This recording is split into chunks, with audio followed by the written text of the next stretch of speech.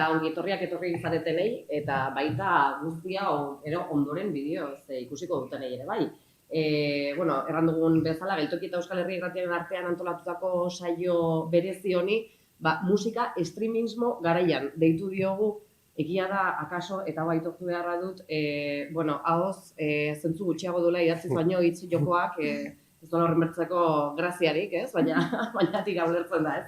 Horrelatxe deitu diogu, aro digitalak musika kontsumitzeko dugun modua noski erabat irauli duelako azkeneko hamarkadetan, eta egia da ezer gutxik hartzen duela gaur egun forma fisikoa, eta horrek batzuetan musikariei eta sortzaileei kasik heldulikurik gabe uzten diela tamalez, hala ere, gauza honak ere badaude, ez dugu ere ez demonizatuko afera. Hausnarketaren jatorria egia musikariak Palestinarekin ekimena izan dela, dakizuen bezala duela hilabete batzuk abiatu zen ekimena, bere irabaziekin Israelek eragindako genozidio hori finantzatzen duen Spotify musika plataforma boikoteatzeko helburuarekin, ez? Musikarian dana izan dira, utzi dutenak plataforma, entzule ugarik ere bai. Hori izan da abiapuntua. Baina egia da guzti honek eta mugimendu politiko guzti honek agerian utzi dituela hainbat eta hainbat galdera eta zalantza, ez? Guzti honen inguruan, zer ondorio dakar azken batean talde batentzat musika plataformak uzteak, ez? Zer nolakoa da edo noraino iristen da plataformekiko daukagun menpekotasuna, sare sozialekikoa ere bai, ez dakite reprodukzio kopuruak neurtu dezakeen ere bai proiektu musikal baten arrakasta edo ez, pixkat guzti horren inguruan hausnartuko dugu, eta saiatuko gara ere bai, irudikatzen edo imaginatzen zeintzuk diren, ez? Alternatiba posibleak, ez horren bertza etorkizunekoak, baita ere orain eskuartean edo eskura ditugun horiek, ez? Guzti hori, ezaren da pixkat mai inguru honen helburua, eta horretarako, gurekin ditugu, Amets Aranguren, Beñat Bidegain eta Martin Ziriza. Uste dut aurkezpenak soberan daudela, baina tira, ere Amets Aranguren, ibilbideko musikaria, kulturegi eragilea badugu, Beñat Bidegain, Malko Bateko musikaria eta Betepa eta ekimeneko kidea ere badena, eta Martin Ziriza, Tatxers, Borla, musikaria eta kultura eragilea ere badena. Lehenik eta behin, eskatuko nizuka kaso Beñat, pixka bat azaltzea zein den musikariak Palestinarekin ekimenak izan duen abiapuntua edo nondik nora joan den ekimena. Abiapuntu izan zen behar bat kolektibizateko boikota, ze ikusten zen Spotify-rei abiatutako boikot hori ezanela eraginkorra izango ez bazan kolektibu, natxe autu individual bat izan eta kontziente izan ez dela guztiz kolektibizako, bai ikusten zen behar bat euskal musika taldik batu eta horren kontra etxeko. Jakingo zuen Spotifyk indabela milioika euroko inbertsioa eman nintzen eta hori izan zen arrazoi nauzize eta laburra saldutzea izango ditxari. Jakin badakigu, taldek erabaki bat hartu behar izan dutela, baita entzunek ere, baina kaso erabakigarriagoa izan daiteke musikarientzat eta musika taldeentzat erabaki hori hartzea. Ez dakit zuen kasu zehatzetan zein izan den kasua, ze hausnarketa egin duzu, ze pentsamendu etorri zaizkizuen burura erabakitzerakoan, plataformak utzi, ez utzi, Spotify zehazki. Nire kasuan, abuztu aldera jarri zen Beñat nirekin harremanetan boikotaren kontu hau azaltzeko eta haien taldez aparte zabaldu nahi zutela Euskal Herrian zehar, eta ordutik ibili ginen bi taldeetan gora bera honen inguruan hausnartzen, egia delako, zuk esan duzun bezala, askoz erabakigarriagoa dela talde baten erabakia entzule bakar batena baino, taldeak hainbat entzulerengan eragiten duelako, eta hori da nik uste dut kanpaina honen muina, baina aldi berean ere talde batek askoz gehiago hori egiten dioguko norbanako batek baino. Eta orduan oinarri horren gainean hasi ginen hizketan boikot honen eraginkortasun eta gure proiektuaren etorkizunaren inguruan, eta, bi taldeetan erabaki ezberdinak atera ziren, talde bakoitzaren egoeren ondorioz, eta, nik uste gero luzatuko dugula arrazoia, baina gehien batean, horiek izan dira bi ardatzak. Alde batetik boikotak zeukan eraginkortasuna Euskal Herriarengan, ulertzen dugulako Israelen ez duela eragin nabaririk izango inolaz ere, baina agian Euskal Herrian daitekelako nolabaiteko abiapuntu bat zerbait gehiago uspotzeko, edo behintzat Israelen kontrako masa are gehiago handitzeko. Baina gero beste aldetik badago gure proiektuen zerbait individualistagoa da ikuspegia, baina gure proiektuen etorkizuna. Baina, kasuan, adibidez? Gure kasun 5 minutuko erabaki bat izan zen. Taldin alegintzen ga, hiru gizon bat aldin eta alegintzen ga gure privilegiok zalantzan jartzen ez denak izan altzaten gazen momentun. Eta konturatu ginen momentun Spotifyn jarraitzeko arrazoi bakarra zanela gure privilegiok reafirmati, erabaki genuen ez eta urtengo ginela. 5 minutuko erabaki bat izan zen. Pentsatzen dugu belako hor jarratxute bakarrik gure interesai erantzutetzagoela eta ez dizela hain importantik herrialde guzti baten aurkako genozidizioan dut. Hori gure burun 5 minututan hori pasazan eta erabaki genuen urte dit. Ametxe, zuen kasuan zein zantzen pixkat burutik pasatzitza izuna? Guzti honen inguruan hausnartuta pixkat. Erabakia nospitaldiarena da, baina gaur igual nahiago nuke nire hauti bakarri izan. Guri ere, beinaten eskutik edo zitzaigun pixkat honen sorreraren hasierako informazio hori, momentu hortan langabezian nengoen eta superprest, atope sartzeko, orain pixkat aldatu da nire bizitza eta pixkat igual bigarren plano batean nago, baina uste dut taldearena, baina, niretik izan dut, gure sentsazioa zela pixka bat, gure txikitasun hontan ikusten badugu musika talde bat izateak badakarrela deitu ardura, deitu kompromiso, deitu berdin zait. Eragiteko gaitasun bat baldin badugu, momentu honetan eragiteko gaitasun hori zertan gauzatzen da, ez baldin bada hemendik piratzen. Nahi dut, uste dut zeuden aukera guzien artean minimizimoa baldin bada ere izan zezakeena alde egitea zela. Ez dakit pixkat orokorragoan ere bai erantzun dizaiokedan galderari. Ze aipatzen duten ze kostu duen, ez talde batenako. Uste dut aldagai pila bat sartzen direla hor, ez bakarrik taldearen tamaina, baizik eta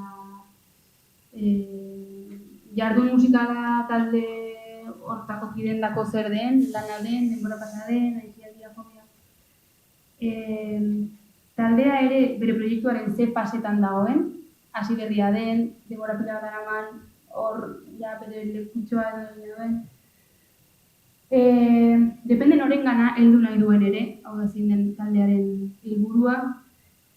Uste dut, galdera horren barruan, asko zere galdera gehiago daudela erantzun bat eman izateko. Uste dut, denek galtzen dutela ikusgarritasuna, edo nahi diot zalantza ere utzi pixka bat, edo tarte bat utzi nahi dut, zalantzateko ea ez ote duen Spotify ematen dioguna baino potere gutxiago, ez dakit zalantza hori bandiko lukela utzi, nik pentsatu dut, Spotify ezin bat ematen dut entzun, igual joan dira zuzeriko dara gehiago, ez dut ideiarik, Orduan ikusgarritasuna denek galtzen dugu,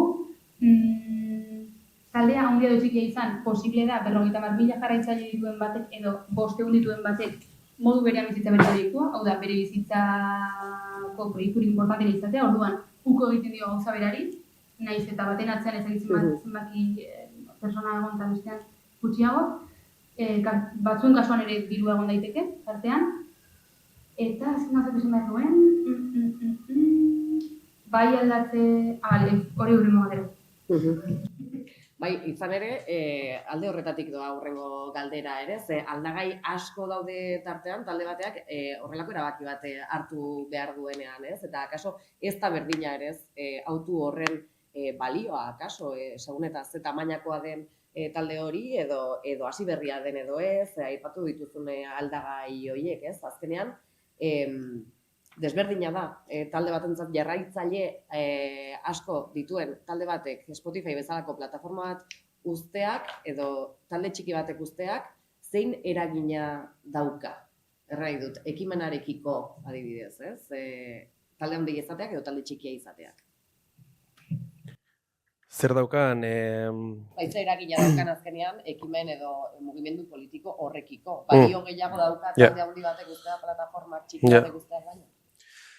Azteko erantzungo dio labur, osea, bueno, gehituko dut zerbait, beinatek aipatu duen privilegioaren kontuari guk honen inguran ere hitz egin dulako, eta zilegitasun guztia izanik boikotonek, ez dakit privilegio deitzen altzaion gureari edo eskubide, eta gurea ez daukatenei eskubide eza, eta listo, osea, gurea privilegio deitzeak ere ematen digulako guri zama ez dakit moral edo hori gure gain sentitzen duguna eta bultzatzen gaituena baitere honi baietz esateko. Besterik gabe. Bueno, eta gero luzatu nahi badugu honekin ere, eske interesgarria da hori baitere.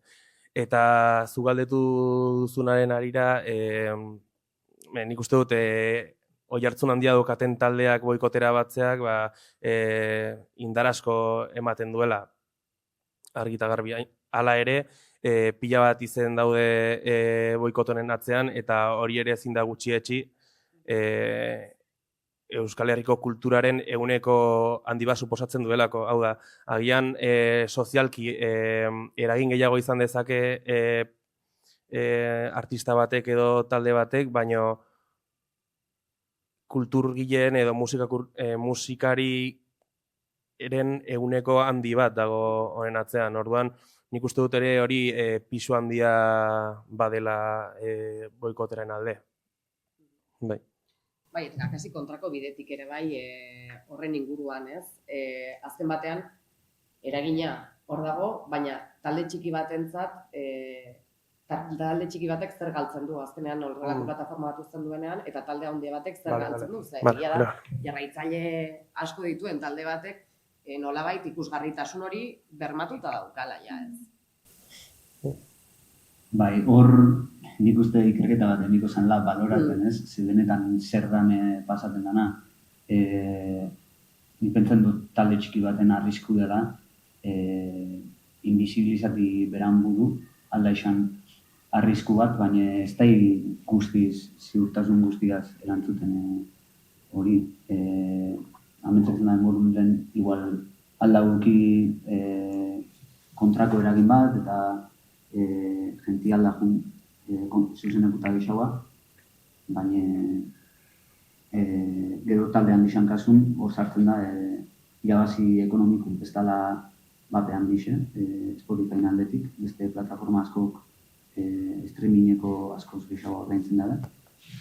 Eta, alde horretatik benik ez dut ulertzen zeharik ez dan interesatzen aldatzi plataformaz. Aurretik etorren beste gauza bat zen, Spotifyk oso txarto ordaintzen dara, streamingeko. Eta bai, talde txikixana nik ezagun nuke arrisku hori, igual, bertigo hori eukitzi, ez? Hemendik entzen badot, nun gehatzena. Ze talde handi baten Spotifytik musikik endu eta jende asko seguro egongo dara komprometuten moduteko.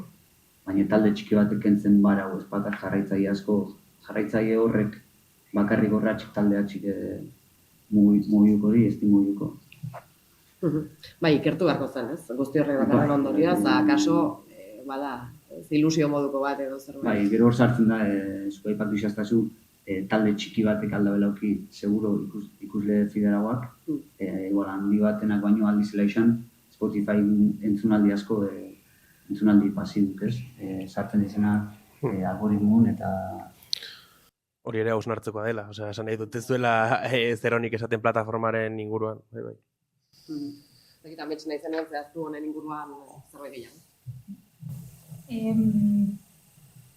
Bai. Balioa desberdina da, segun eta balioa zertan neurtzen den. Lehen esan dudala, baina mugimendua edo mezua berbera da. Talde batek uzten du plataforma bat, zentzu hortan. Esan daiteke berdin izan duen bezala, biendako izan 2 milioi jarraitzaile Euskal Herrian dituztela bai pasatzen, baina 2 milioi jarraitzaile edo 2000 da zure proiektuari leku bat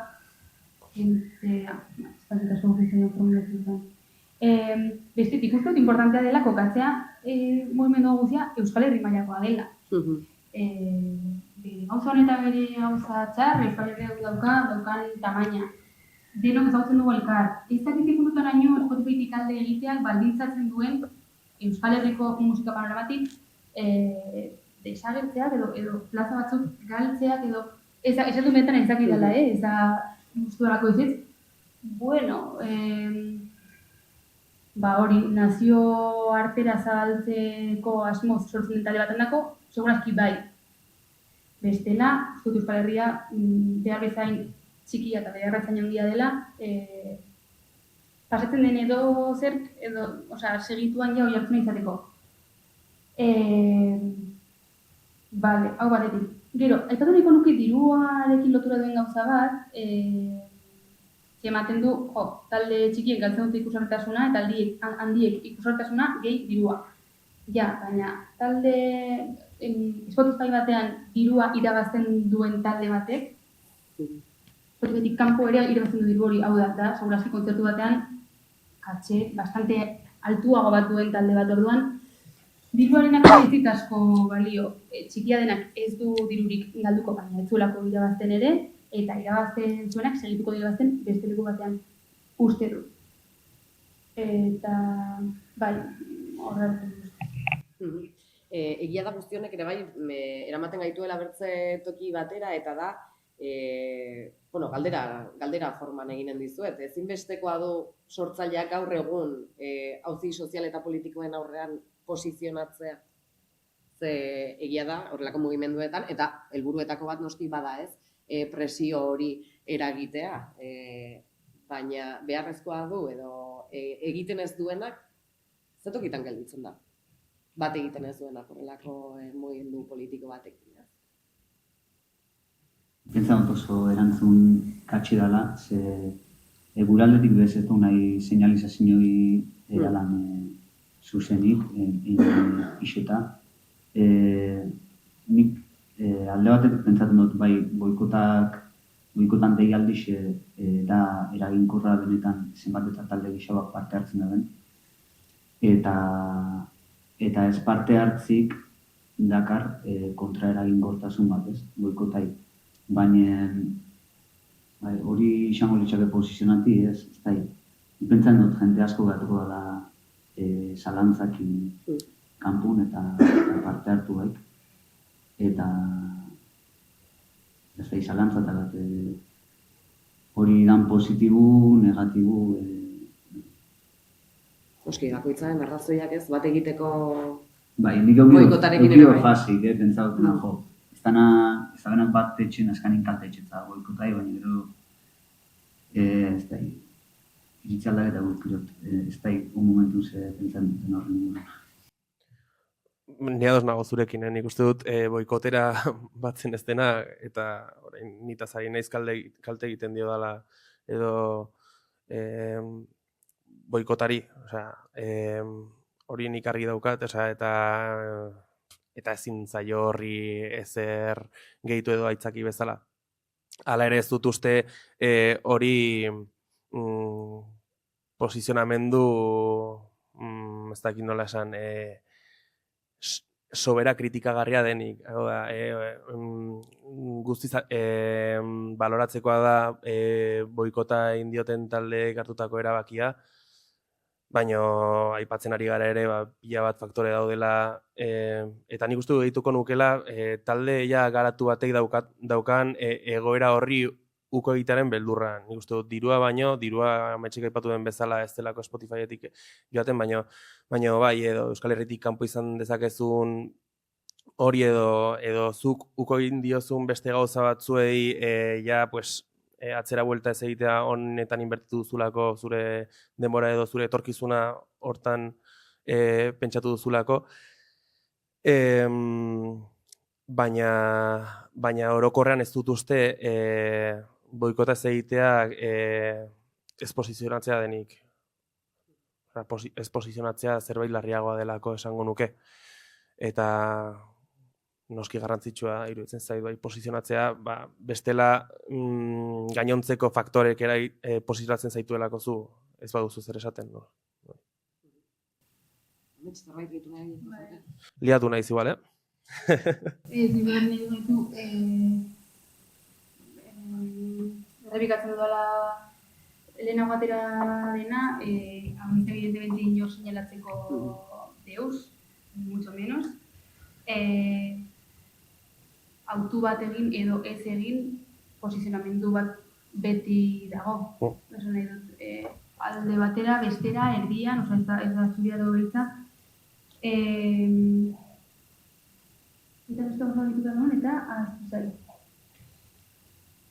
Bakoitzaren realidade, gu ari gara oso ni behintzat, talde baten barruan nago, musikari palestinarekin ekin esan nahi dut, baina oso kontziente naiz nik ze aukera, sorte edo ez sorte edo privilegio, oso kontziente naiz nik autu hau egin dudala, nahi dudalako, ahal dudalako, eta nahi sartuko beste jende baten, izan zaken nire iritzia, baina nahi hasiko epaitzen beste jende baten erabakiak.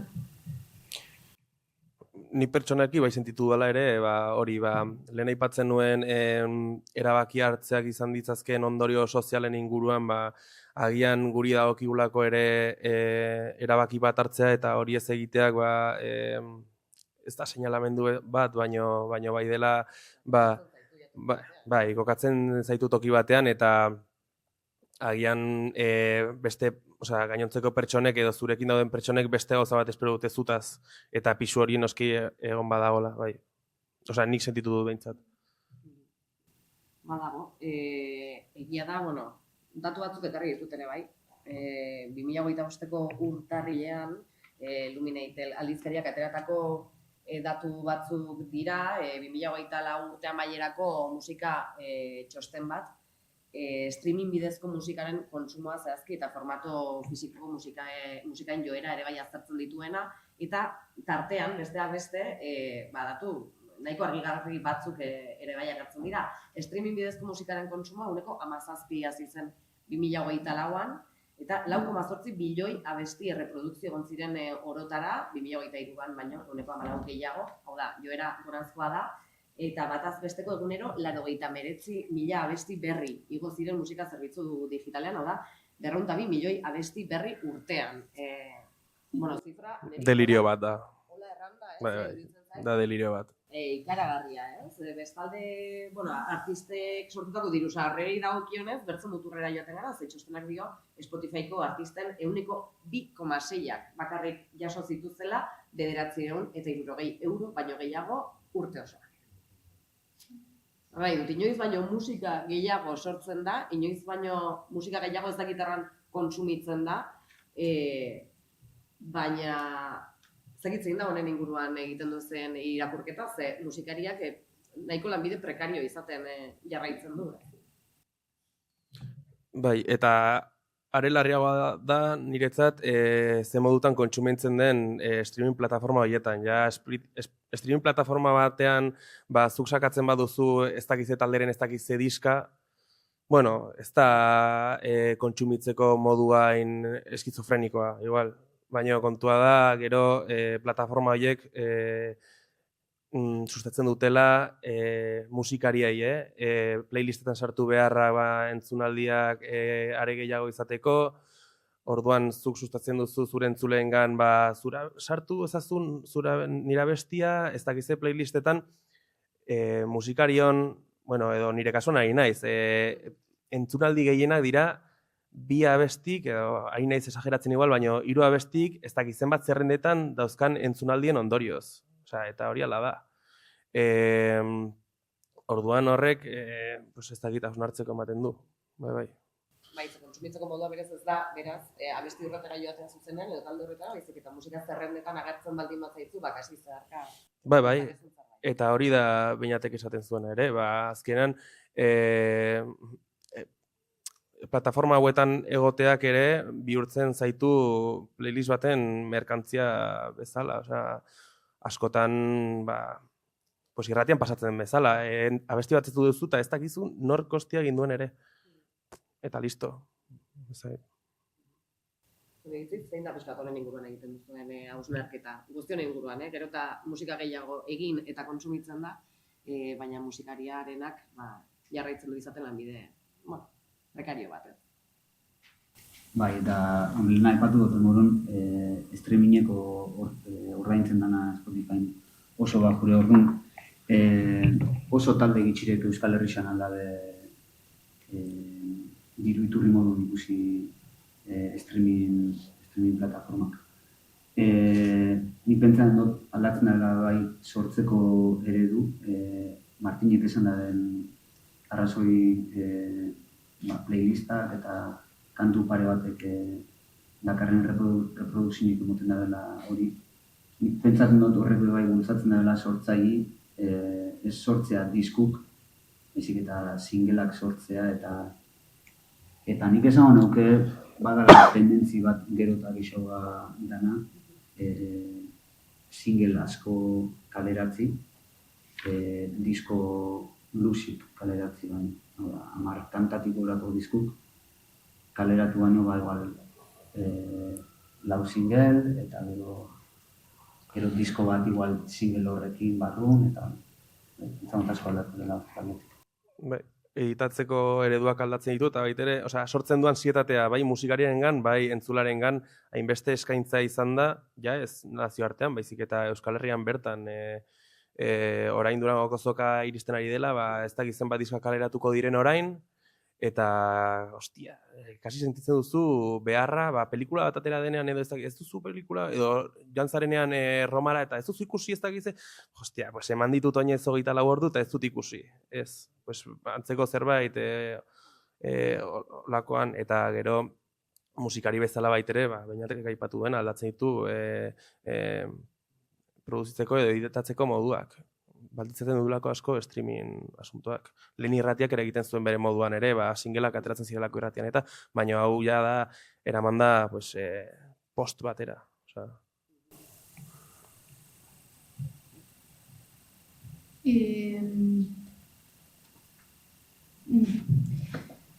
Uste dut guk hau ibilbedi gisa ikusten dugula, inguruan eta ez gaudela horretatik salbu, baina egia da, ezakit oso modu konstientean, esan egin dut hori den dagoela, konstiente eta inkonstienteki, ez dugula bereziki presiorik sentitu, baina uste dut dela hasieratik zorte handia izan dugulako, eta musikan hasi ginenean gozatzuk batu zirelako eta kasualidade eta kausalitate batzuk batu ziren eta beti egon gara komatxo artean dena, baina bastante gustora geunden lekuarekin. Orduan egia da, ansiedade hori ez dugula bizi izan edo bai, baina ez igual oso segituan 3 urte ginen ditugu diskorik atera gabe eta kanturik atera gabe, kanturen bat atera dugu noizbait solte, baina normalean diskoak egitera joan gara, orain arte, eta hori egia da, segurazki hola egin dugu, hola funtzionatu, entre comillas, funtzionatu digulako. Orduan, oraindik mantentzen gara pixkat hor, eta ez pentsa, kasi 3 urte pasa dira azken diskotik, eta ja, talde barruan ere somatzen dira, ez da baina edo aldarte diferenteak, seguro honek ere baduela eragina, baina zentzurtan uste dut izan dugula zorte bastante eta nahi genuen, komatxo artean berriro, lekuan egoteko ez dugula bereziki borrokagirik egin behar izan, orain arte. Ez dakigu ze pasatzen alden. Zuen kasuan, nola daramaztu, eragiten dizu antsietate horrek, hartu zaituzte noiz bai, antsietate horrek? Ni ez. Bueno, nik nire musiki kaleratzen oso denbora gitxi darut. Eta azkan disku kaleratu nebanetik ez da sortu eta ez dakat bez behar hori, dakat gogu, sortzeko gogu dakatelako, baina ez kaleratu behar hori zeo zer. Bai. Nire kasun ez nahu eragin. Nirean ere, oraintxe bertan nago hori kontzertuak guzteko eta konposatzen hasteko gogoiekin, beraz ez, justo orain gaudelako zurrunbilo horren ja maieran, orduan guztiz kontrakoa daukat gelditzeko gogoa, baina bai egia da, Maitxek esaten duena, baina dara matzazunean ez dakizen bat bai beldur hori buruan daukazula, jende aztuko den nitaz, eta ostia, tio, jendeak arna sartu behar du baita ere, ez zara egon behar hor etengabe estimuloak ematen. Eta hori esaten dugu guk, hemengo inor ez dena marketingan aditua eta ez duena aditua izan nahi ere, baina egongo dira beste musikari batzuk hori benetan sentituko dutenak, eta nik ere iraganean sentitu izan dut hori, ostia. Guazen orain, lehen egitera eta urgentzia horrek ere ez du bat ere honik egiten buruari, konposaketari ere ez, eta gauzak egiteko moduari orokorrean. Sortzerako gunean ere bai eragingo du, ez? Horretan pentsatzen ari baldin bazara, zer gutxi honik atera egiteko dutik. Ke ba, ez. Eta, ez du ere baldintzatzen, modu oso determinantean, baino bai, esaten duzula, ostia, eta joder, ez du estribillo horik honek, edo, joder, diskan ez dago estribillo potenterik, edo ez dago,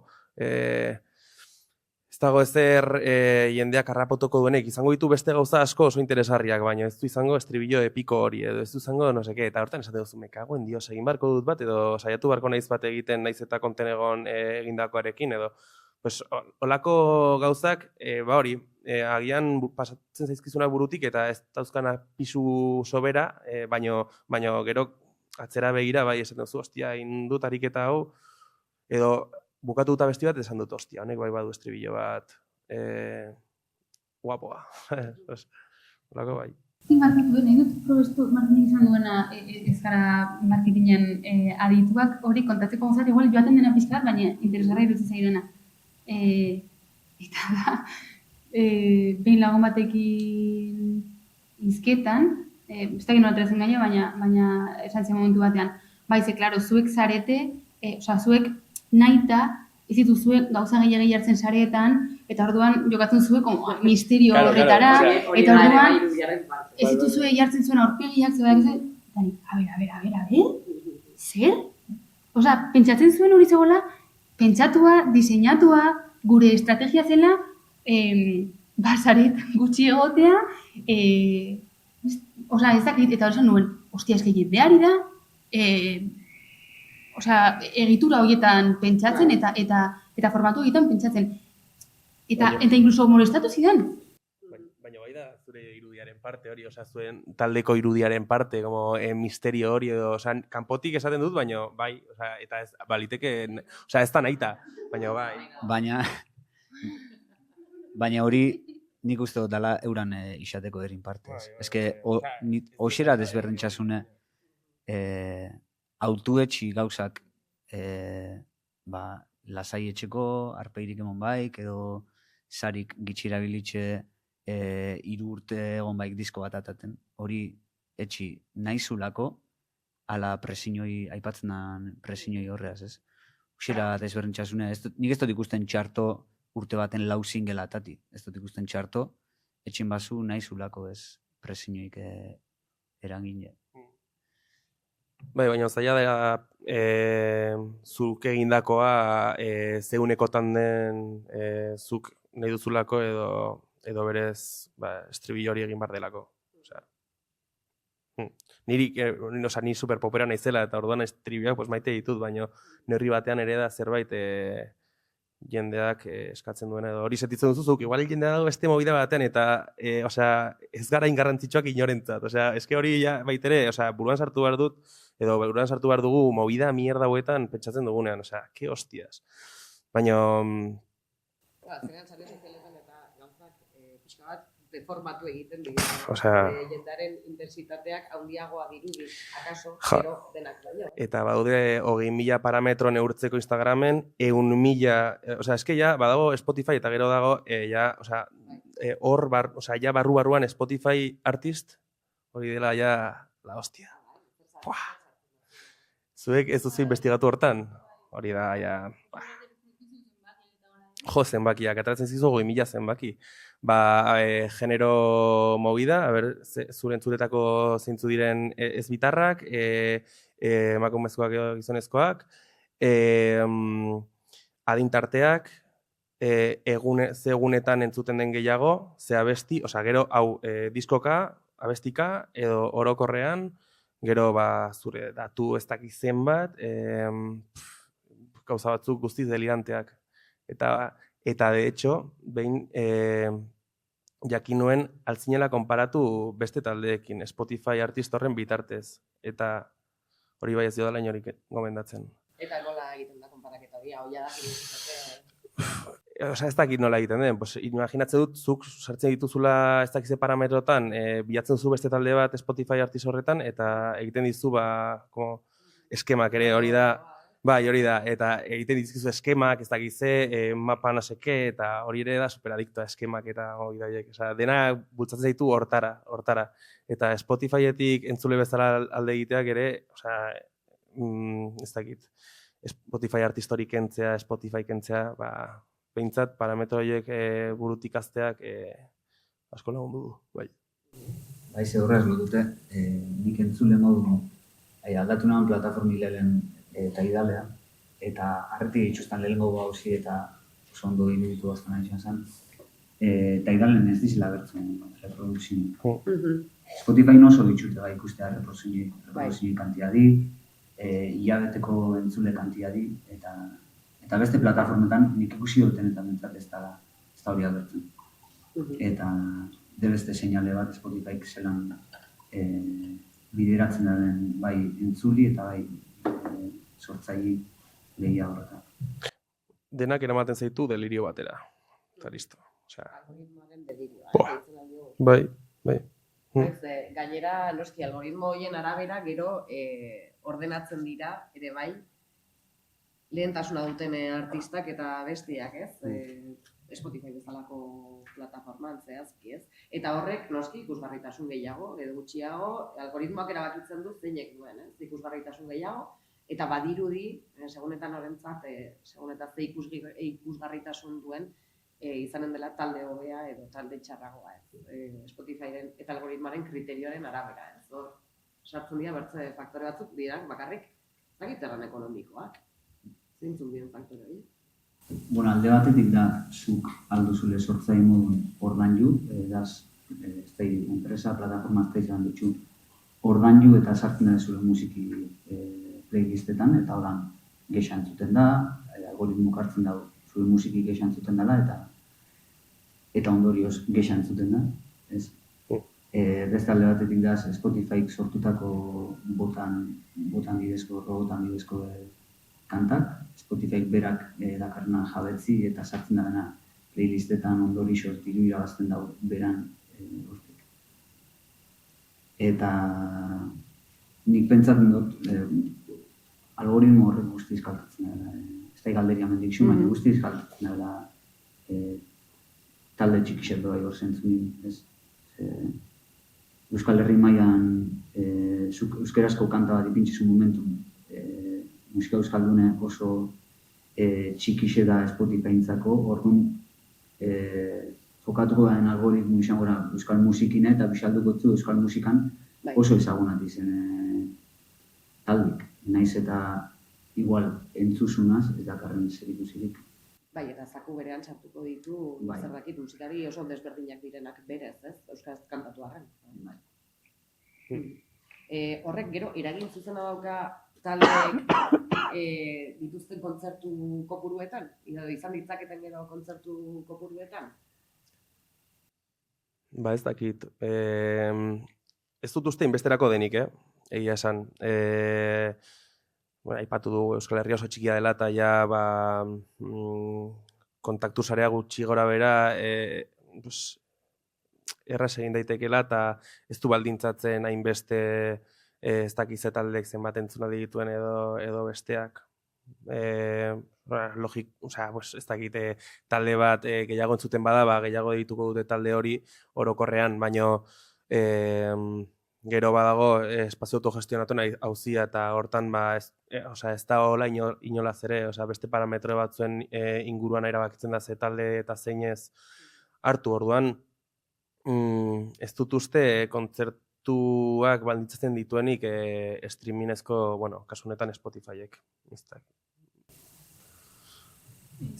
Horri begiratuko diotenak antolatzaile konkretu batzuk dira, ez? Orduan antolatzaile horien kontzertuetan, bai, segurazki asko zire gehiago honi dira talde horiek horrek ez duten zen, beste zirkuito batzuk ere badaudela eiziotenak, para nada kasurik egiten zenbakian. De hecho, ez da udaletxeak ere, ez, baina bai hori da badela jende batendako nik entzun dute, ez dakit nor doan hori begiratzen, baina badakit programatzerako orduan jende batendako bai dela honek zen baditu, bermatzen dizulako supostamente, publiko gehiago edo... Baina, azkenan, akaso, atzean nagoen egungo da interesa izan daiteke gakoa, Claro.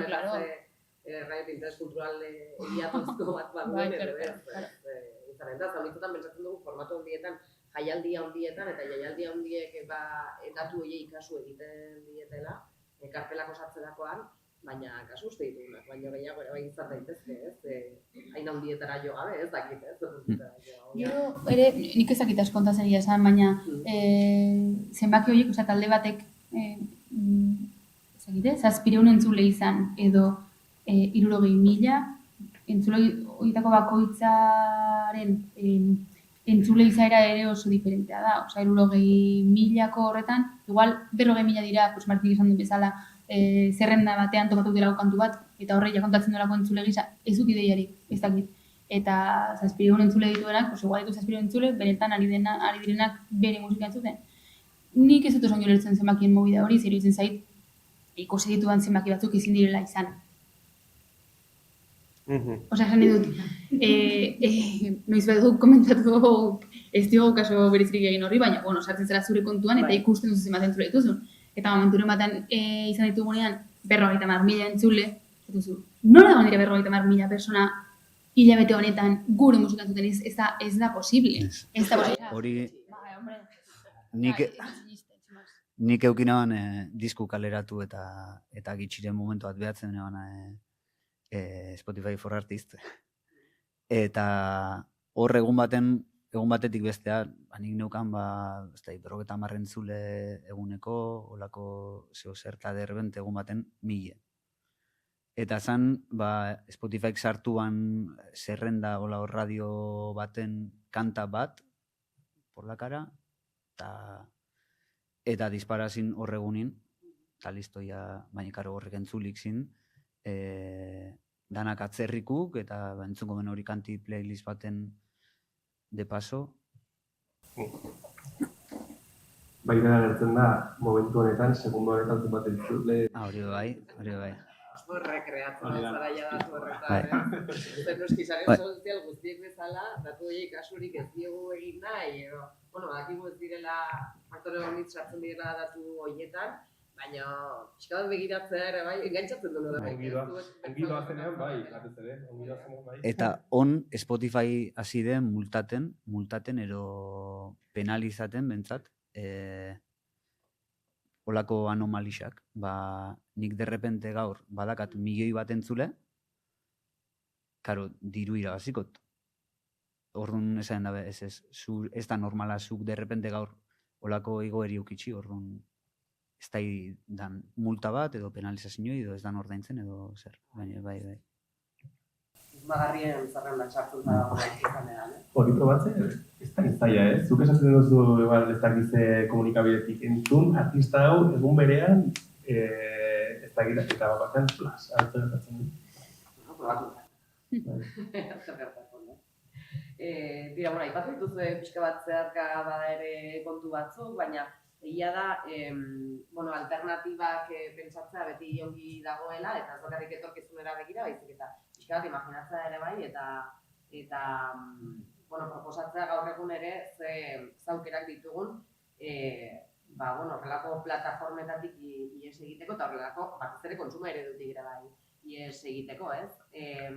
Lehenik eta bain, eta solastu gara bai honetaz, gurera ekartza litzateke afera, ze euskal musikagintzaz ari gara zehazki, nik uste marraztu duzuela pixka bat, ez? Baina hemen panorama hobea da, errai dut. Ez gaude hain galduta, mendekatasun digital horren barrenean, edo ez da galderik. Nik uste dut ez dagoela sobera ezberdintasunik beste tokiren batean Euskal Herrian dauden entzuteko moduen artean. Hemen nik uste dut gaitasun gehiago daukagula joera hori gutxi bada ere aldatzeko. Herri txikiago bat garelako, eta zentzu horretan gaitasun gehiago daukagu bai, baina eski orain ari gara gizartearen oso estratu, incluso Euskal Herrian oso txiki baten artean hitz egiten, gero zubazoaz Euskal Herriko beste edozein pertsonei galdetzera, eta horrek ere harritu ninduen. Boikotaren kontu honekin gora eta bera ari ginenean, galdetzen duen lankideren bati edo Spotify, eta esaten zen, ¿qué hostias? ¿Qué dices? ¿Estás loco?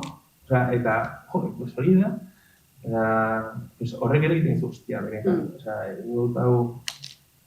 Horrek ere beldurtu ninduen. Bai. Nik ikusten dut argi eta garbi dela menpekotasun bat, azteko bakarrik ze garrantzi emotetzauen berai Spotify, emoten dau Spotifytik urten eta mundua maitzen dela. Spotify ez dugu bir, Spotifyk birgatxu gu. Guk ez dugu bir, badaz beste aukera asko, eta Spotifyntzako aukera bakarra di entzulik. Ez badakar entzuleik, ez da Spotify. Nitzate horreaz ez ga konturatzen. Eta zen moten dago Spotify dela hemen bat eta bakarra eta pio bat aukera daz berez. Horrek erakusten dau nire ustez menpekotasuna. Nik uste dut, baldintzak ere prekariak zango baldira Spotifyen, asko estatuko litzatekela jende askok hortik ateratzea. Nire ustez bai bada diferentzia. Ez dakit dena inbeste plataformekiko dagoen harremanari lotua, baina hortik kanpo daukagun zirkuitoa ez dago leku askotan. Osea, duela gutxi egin elkarrizketa bat Koldo Tamendirik, Kojori, musika zuzenean ibiltzen denari, baina musika mundua, Euskal Herriko musika mundua oso ongi ezagutzen duen honi, eta esaten zidan, beraiek agenda ere egiten dute. Eta, nahizen konfunditzen zenbakiarekin, baina esaten zuen, asteburu batean, Euskal Herrian egon daitezke 60 kontzertu.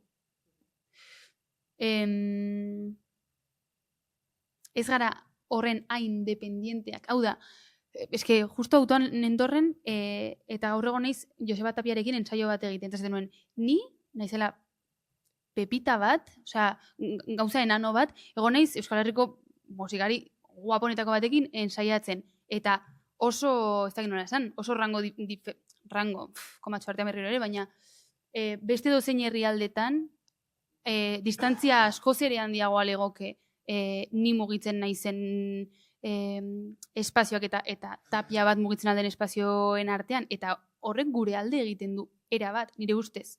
Hau da, badugu, ez dakitari naizen ongi azaltzen, mundu digitaletik aparte kaleak bastante bizirik daude, naiz eta gehiago nahiko genuken. Hori batetik. Eta bestetik, eta hau lapurtuko diot Oiana Aranari, aurreko egunean entzun niolako hau, eta uste dut zitzaidanalako asko. Berriz, ikusiko diot gure panoramari alde ona, eta da, gu beste dozein herrialde, esanen dut, handiagotan egonen bagina, ez ginatekeen interesgarriak. Eta horrek ematen dizkigu puntu asko. Ez dakitaren izen ongi azaltzen. Bai, uste. Eta bestetik esanen dut ere oso jende fidela dugula. Hau da, onerako eta txarrerako bada jende bat euskal musika, oso gaizkietik eta hori, baina euskal musika entzuten duena. Orduan, ez dakit, entzuten dituena bere egunerokotasunean, Borla, Thatchers, SSS, Txopet eta Tok. Talde horiek izakin non baldin baude, jende hori hor dago. Eta hori gure alde doa. Bat. Hori da, kontzertutara joateko gaitasun ere bai, ez? Bueno, bai. Ez entzuta bakarrik, baizik eta gero kontzertu guztietan hor dagoena. Eta osean bost aldinetan badu, bost kontzertu guztietan. Eta dela, ez dakizima kilometro, baina, bueno, 2 orduko auto, 3, igual, bueno. Egin dezakizula arratsale batean, ez dakit, beste puntara joan kontzertu bat ikusteko, nahi baldin baduzu. Ez dakit, kalean bizirik daude erranduenean amutxek ez dakit erranduzun hor dago,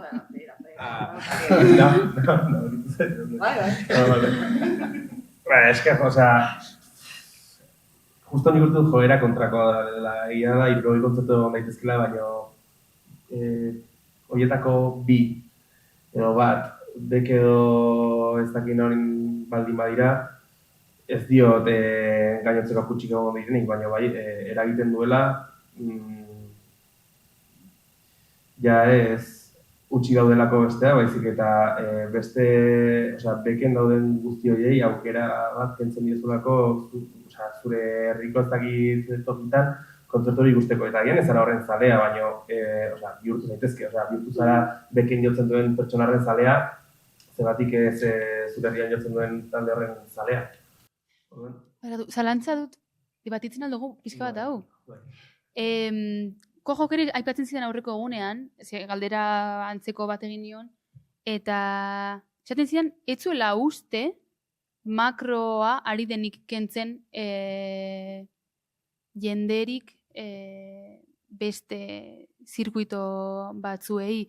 Beti egon da fuertago edo ezain beste, baina nik zalantzan diak ditut, bek bateko giroan gustora dagoen persona bat, ez dakit, aitzinako kontzertu batera joanen litzateken, ala ez, zalantzan diak ditut, ez uste dut ez. Ja, ez dut uste, esken nortasunak ez dira eratzen edo, herri baten nortasuna ez da egun batetik bestera aldatzen, nik uste dut joerak direla eta joera dira, ez dakitze egunetan horre egotaren beharra edo ez dakitzer ezagutu beharra ez dakitze eta evidentemente hau ez du sortu ez dakitze artista da gizarte oso baten joera eta ez dut uste Euskal Herria salbuespana denik bai dela igual beste fase batean dagoen herri bat igual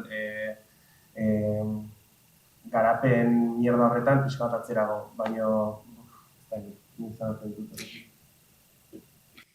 Esan barron burrada bat.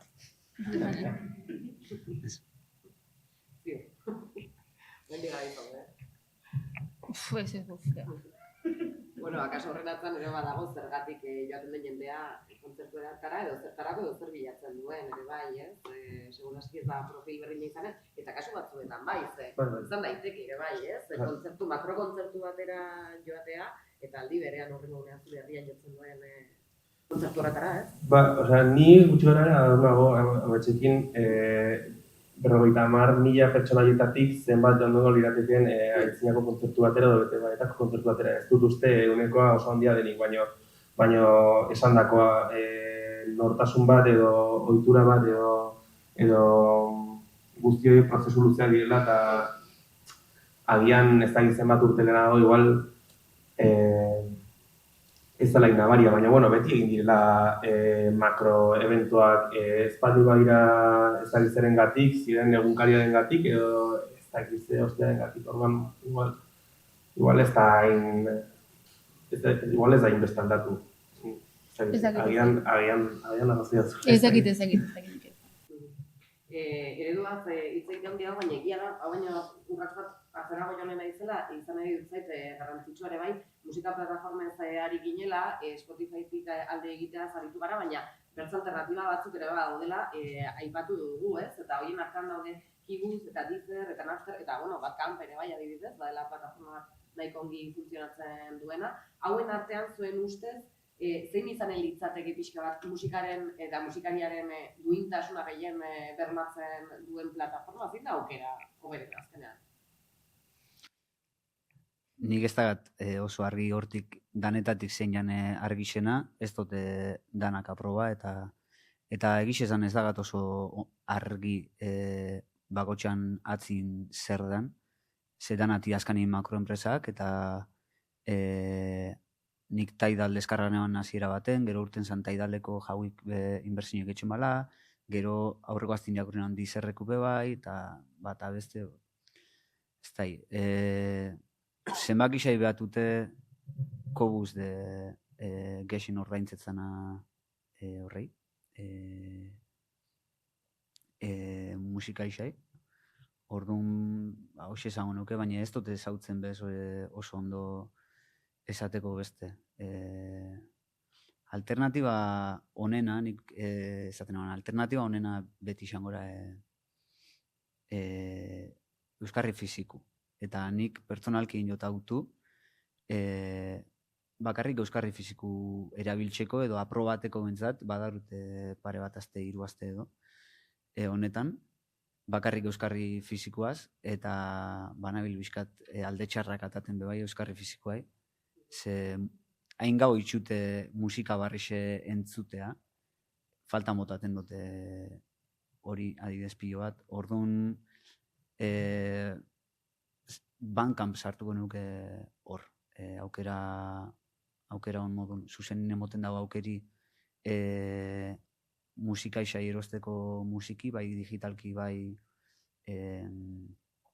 fizikoki, bai eruten dabela 100% plataformik berak, baina ez da idan hilabetetik behin, hilabete batzutatik behin, ostiral bat da uste dut ez? Guztietan igual ez?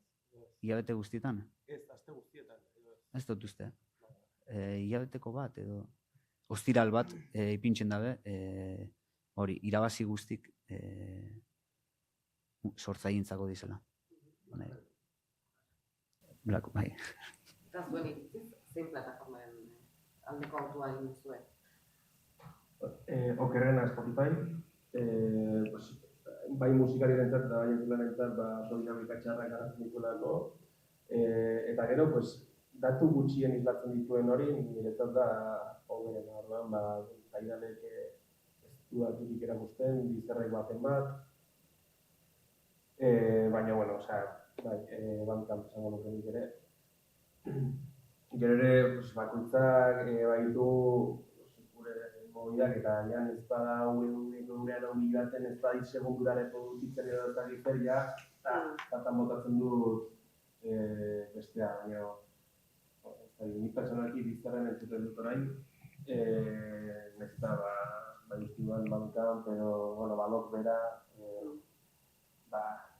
etikoa bat edo zibidean bat diren. Eta euskarri fizikoa baitere aldarrikatzeko da zuzenekoak.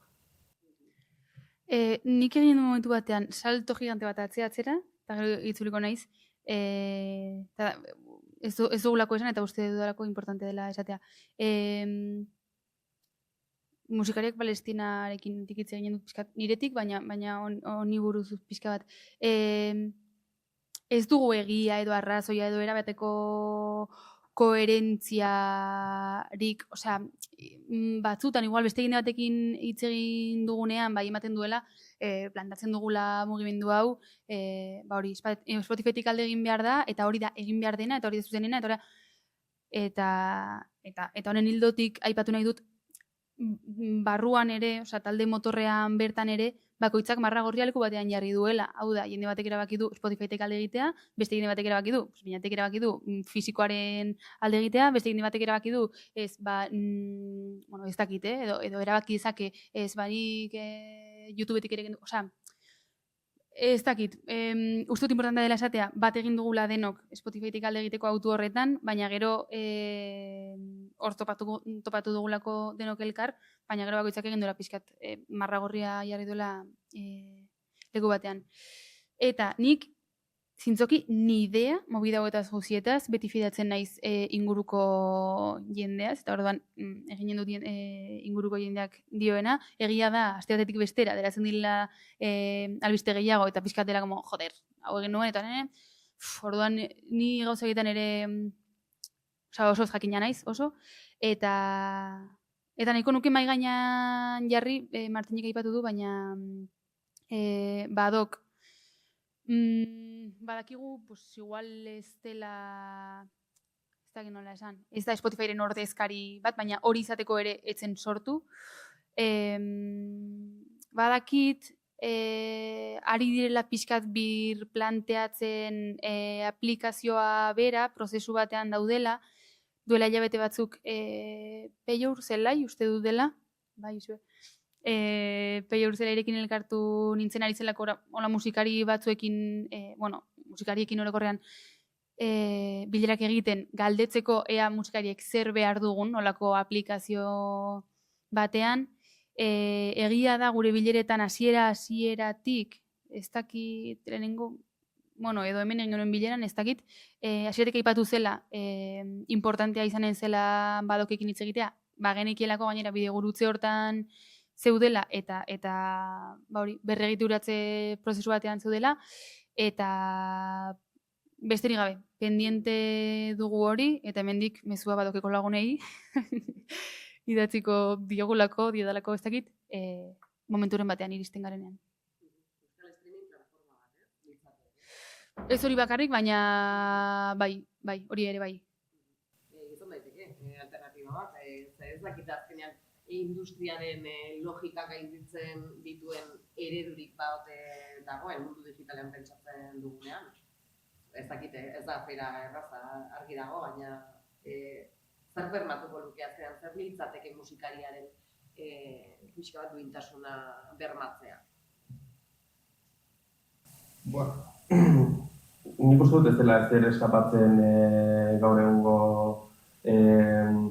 dinamika ekonomikotik, dirua badalako ez badago zentrotik oso hurbil edozein ariketa horrela ematerako orduan. Nahiz eta kolektibo autogestionatu batek egin.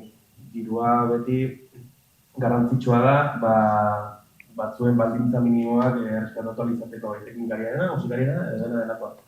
Orduan zentzu horretan, iesbide gutxi daude gaur egun, modu oso errespetagarrian kontuan hartzeko musikaren inguruan ibiltzen garen guztiok. Horren aurrean, nik uste dut irautza dela planteatu daitekeen irten bide nabariena, baina hortaz aparte, bai kolektibo autogestionatuek daukaten musikarekiko jarrera eta errespetuan nik uste dut hori bai badela oasi moduko bat guztionen inguruan, nahiz eta baldintzak hoberenak ez izan, ekonomikoki, baina gero jarrera, esperientzia eta baldintzen artean dirua ez den gainontzeko guzti horretan, inon baino egongo da musikaria, teknikaria eta entzulea baitere, eta horren inguruan dauden guztiak, orduan nik hori esango nuke. Ekarpen gehiagorik edo ez dut urritzen egia da,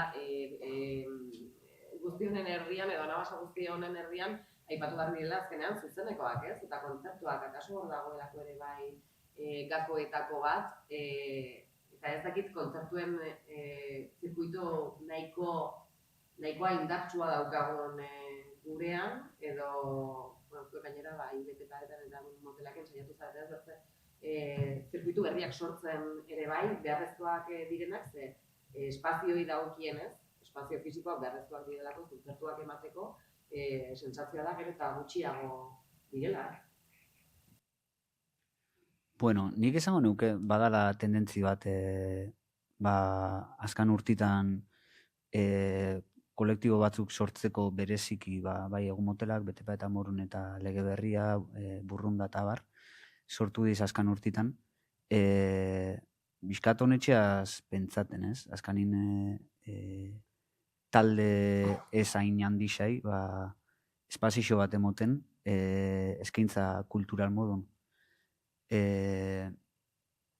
Horrek ez dau finantzisako musika talde batek dakarren gazto guztik, eta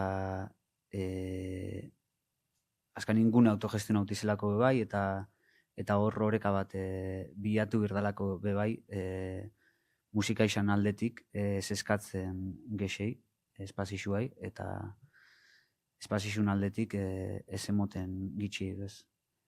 Ez da irten bidi zein izango litzaken hor, alde hortari.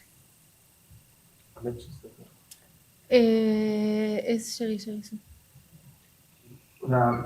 Bukon inguruan eritzen duela zein beste, eta gero badago zenbateraino mantendu daitekeen autogestioaren irizpidea, baldintzak aldatzen badira, taldearen ze talde ekarriko duzun, edo zenbateko aretoan egingo duzun. Agian horrek aldatzen dituelako autogestioaren elementu oinarrizko batzuk. Orduan, justo horreka zein den jakitea,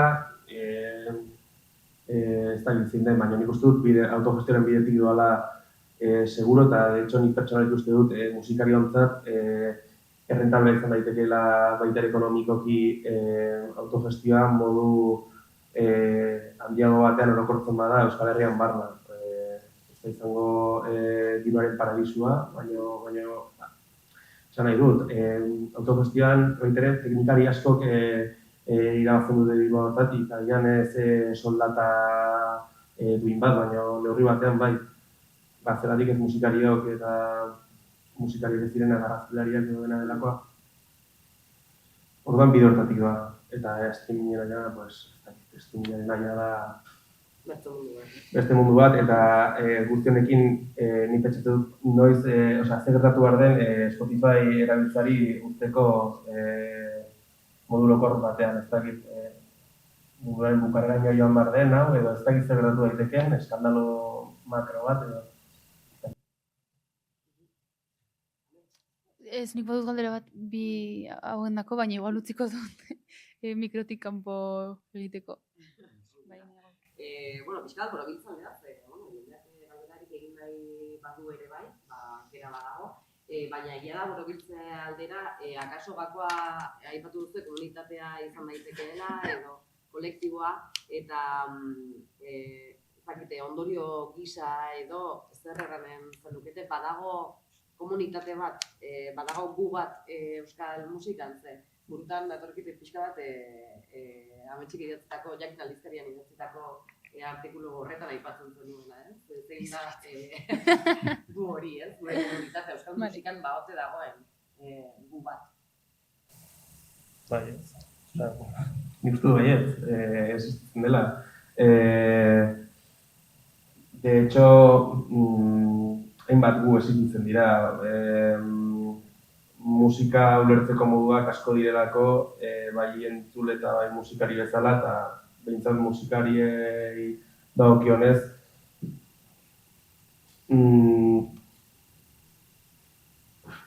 Eszena ugari daude, eta ez naiz musika estilazari, ari naiz musika ulertzeko moduaz.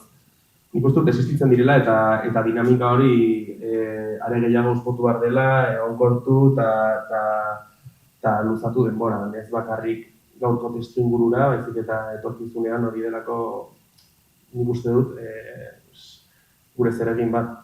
Orduan bai uste dut existitzen dela hori, bai. Ni bebentzatu Martin Morun gu desberniak da zela. Eta horrek bere izan dela etxeko erak eta ulertzeko erak bai, alde batetitaz ez neuke kategorizako holan bakarrik ez, baina oso desberdin iruditzen gazta euskal musika gintzan norbere proiektu aurrea atatea dedikatzen den jenti, edo musika gintzan arduratzen den jenti bai, beste taldiei laguntzen, mobiuten Euskal Herritxi kontzertu joteko, bai izan kontzertu antolatzen edo gonbidatzen eurakin kontzertuta jotea. Nik uste dut oso komunidade desberdinak osatzen dizela eta horrek desberdin du aldabela zirkuluk eta gu desberdinak, ez? Ez dakit zuk esan zuen ametxen nitbait edo igual olaia edo ez dakit, baina... Ametxek. Bai, seguro ez, ametxek. Ez dakit, bueno, esan barren, ez baduzu musikari bat gero entzule bezala ikusten kontzertutan edo, kasu. Bai, seinale nahiko definitiboa da hori. Bai. Bai, eta beinatik aipatu duen ez bakarrik publikoa maizik eta antolatzen. Nitzat oso...